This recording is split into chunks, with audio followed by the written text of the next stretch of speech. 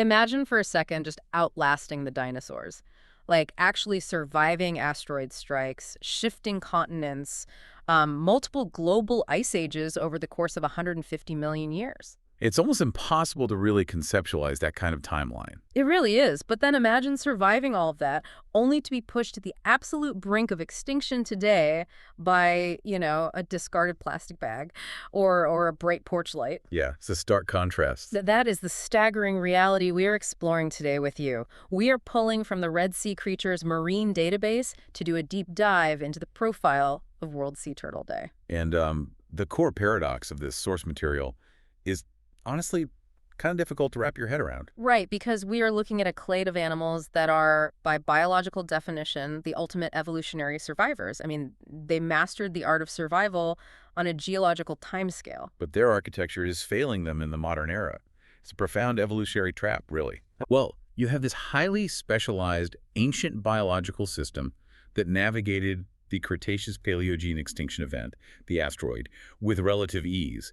But the mechanisms that allowed them to survive raw, violent natural history are now the exact traits making them so vulnerable. So they didn't, become physically weaker over time. Oh, not at all. It's just that the environment has shifted at a speed that completely outpaces their capacity for evolutionary adaptation. Okay, let's unpack this, because to grasp how a globally distributed lineage goes from outliving a T-Rex to facing systemic collapse, we have to look at the remaining architecture of that lineage. Right. We're not talking about a massive, highly diversified family tree anymore. Exactly. The database highlights that there are exactly 7 distinct species of sea turtles left on the planet. Just 7. Just 7. You've got the green, the hawksbill, the Kemp's ridley, the leatherback, the loggerhead, the olive ridley, and the flatback. And out of those 7, there's a really fascinating geographical quirk. The flatback is the sole outlier. It restricts itself exclusively to the western Indo-Pacific. Which means the other 6? Yeah, the other 6 species utilize U.S. waters at various stages of their complex life cycles. Which puts them right in the crosshairs, right? That makes their migratory corridors heavily intersected by some of the busiest commercial maritime traffic in the world. It does.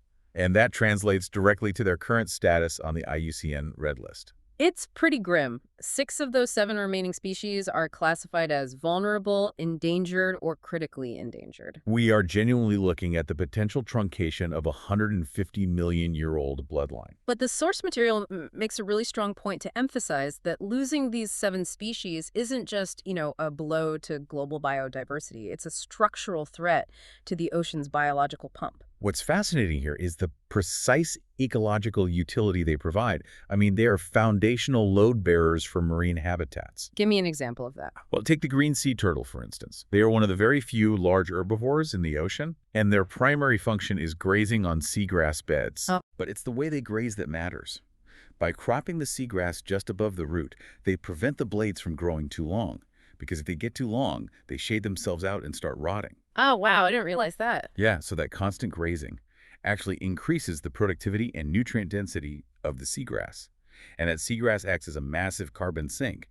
Plus, it's a critical nursery for countless species of commercially viable fish. And if you remove that grazing pressure, those seagrass beds essentially suffocate themselves, rot, and create these localized anoxic dead zones. Exactly. And then, you have species like the leatherback, which specialize in eating jellyfish. Right. And without leatherbacks maintaining that predatory pressure, jellyfish populations just explode. And since jellyfish consume the larval stages of fish, a booming jelly population can trigger the collapse of entire regional fisheries. It is such a tightly woven trophic cascade.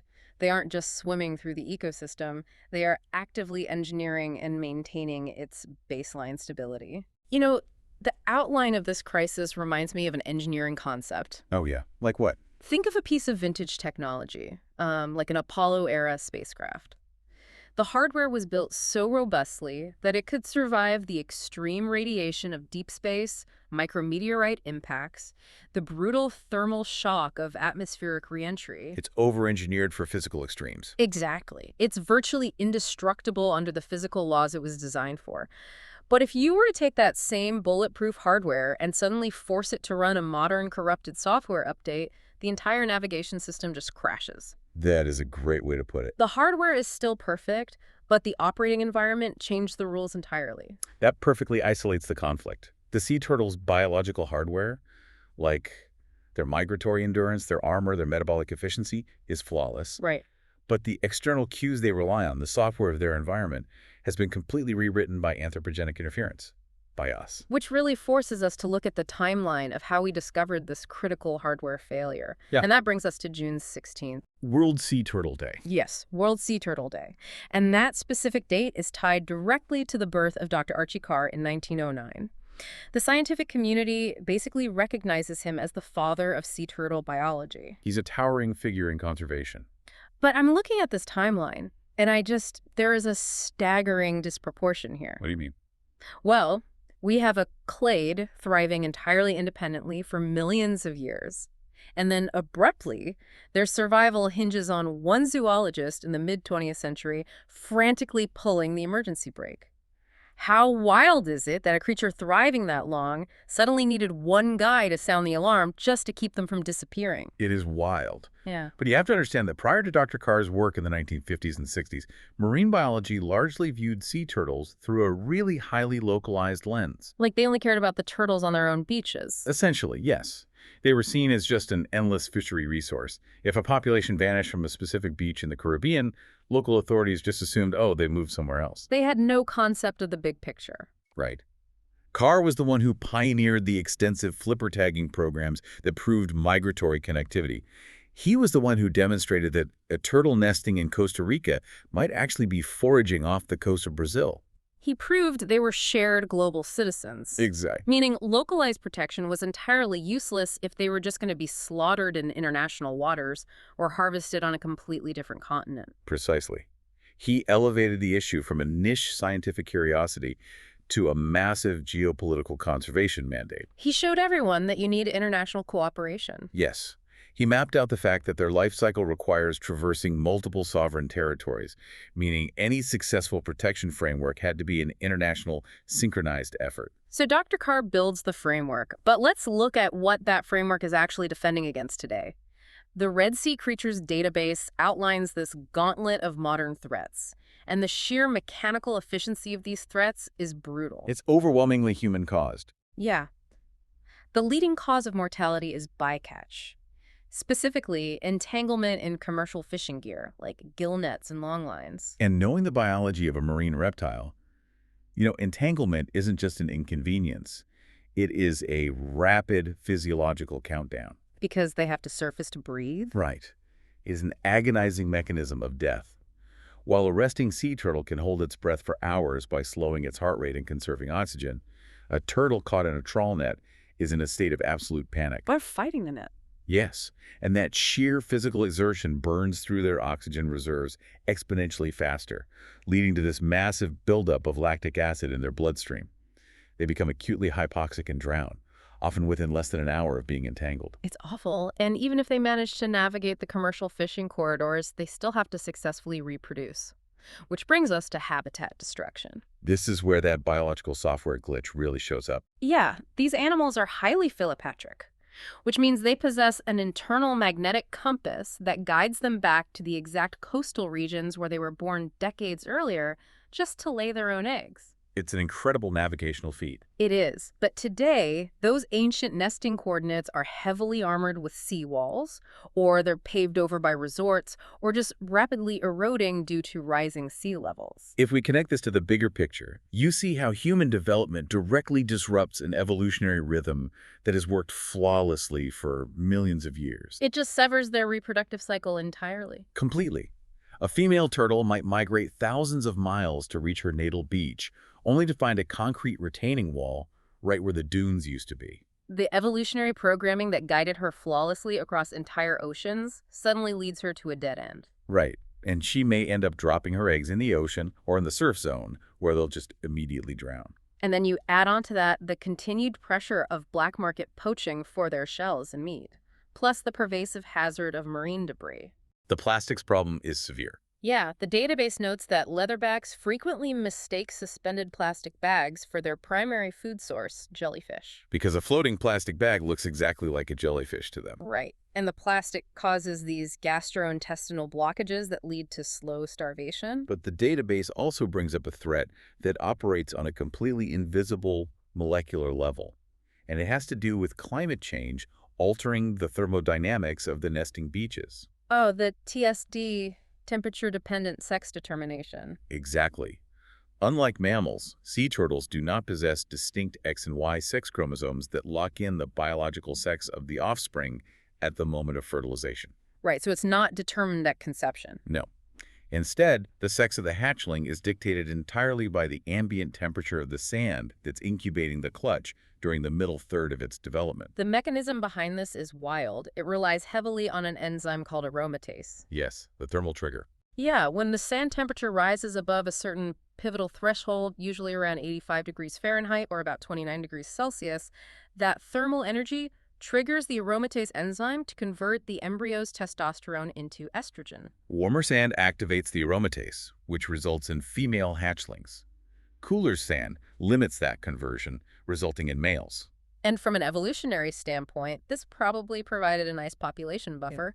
But with the rapid, unnatural elevation of global temperatures today, the system is breaking down. It's completely skewed now. We are seeing major nesting beaches, particularly in places like Australia and Florida, churning out clutches that are 99% female. 99%. I mean, you don't need a degree in population dynamics to see the terminal trajectory there. Without enough males in the breeding population, fertilization rates plummet. And the population inevitably crashes, regardless of how many nesting females you have. It is the silent demographic collapse occurring beneath the sand before the turtles even hatch. Here's where it gets really interesting, though.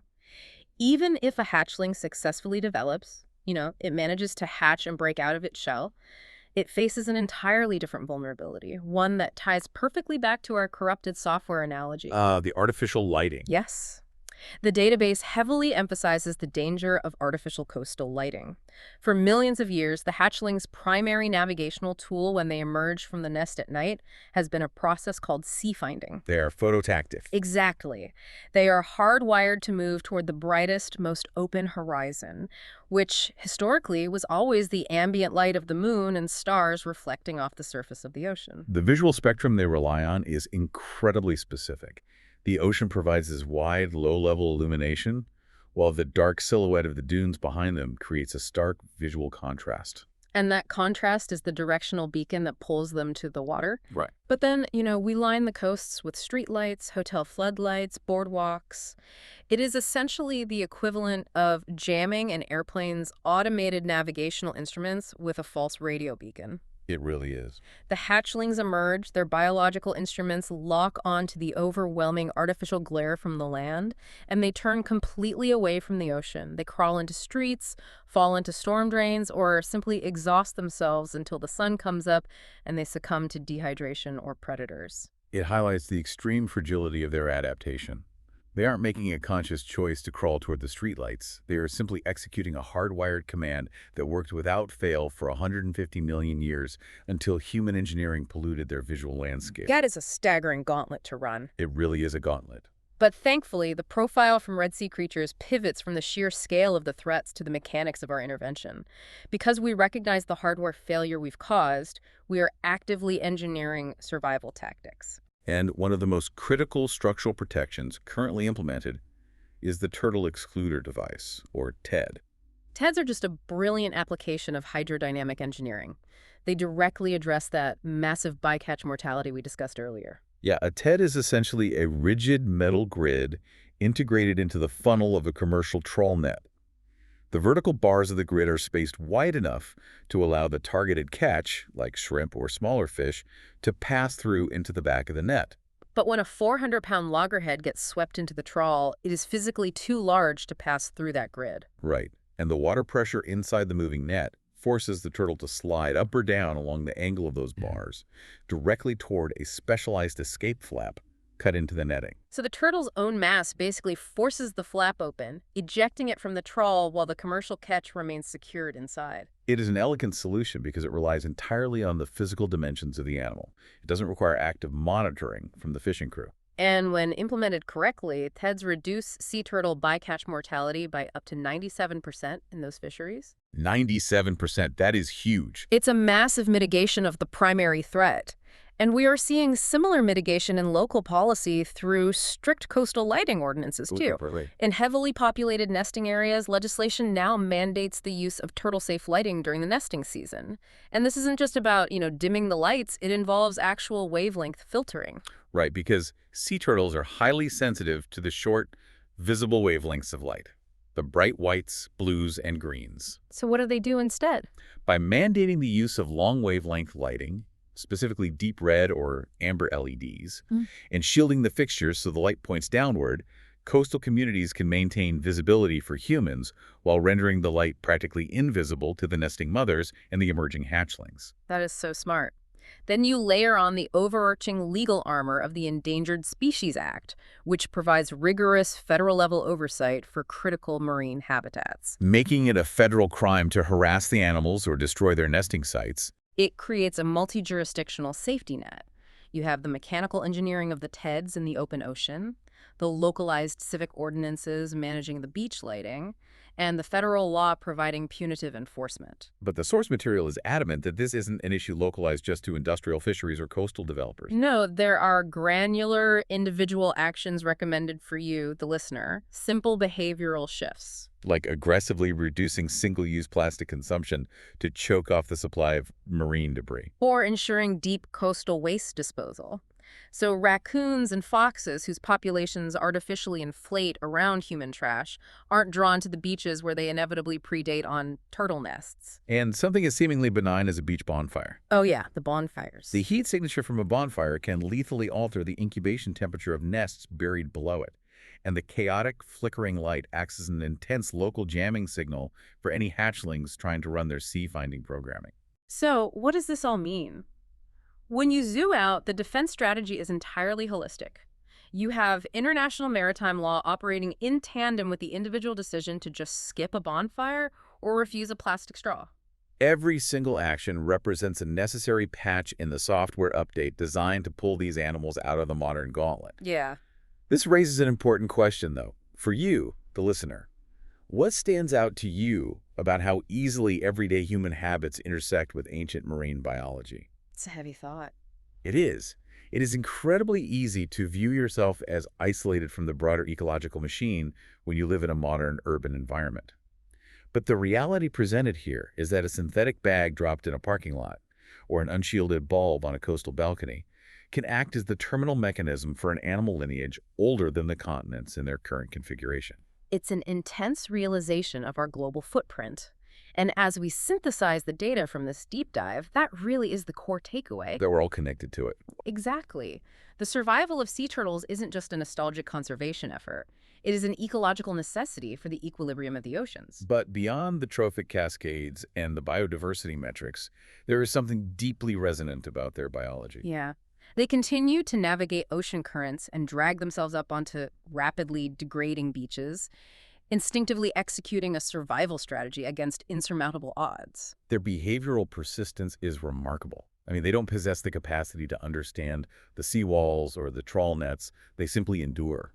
They just respond to the ancient rhythm of their programming. The resilience of the biological hardware is undeniable. It really is. And because they lack the ability to adapt to the artificial hazards we've constructed, the burden of adaptation falls entirely on us. We engineered the environment that is breaking them. We possess the capacity to engineer the solutions. So as June 16th approaches, take a moment to track the hashtag World Sea Turtle Day. Engage with the research, understand the mechanics of the ocean's biological pump, and recognize the legacy of Dr. Archie Carr, who transformed localized observation into a massive global defense network. The tools for their preservation are well established. It is simply a matter of sustained collective execution. Well said. And as you go about the rest of your day, I want to leave you with a final thought to mull over. We began by acknowledging the ultimate evolutionary paradox of the sea turtle. Think about the sheer scale of that contradiction. It's immense. If a biological system is robust enough to survive the literal asteroid impact that vaporized the dinosaurs, but fragile enough to be systematically dismantled by a floating grocery bag and an artificial porch light, what does that reveal about the sheer terrifying speed of human impact compared to the slow, steady march of natural evolution? It truly redefines our understanding of what constitutes an extinction-level event. It really does. Thank you for joining us for this deep dive. We'll catch you on the next one.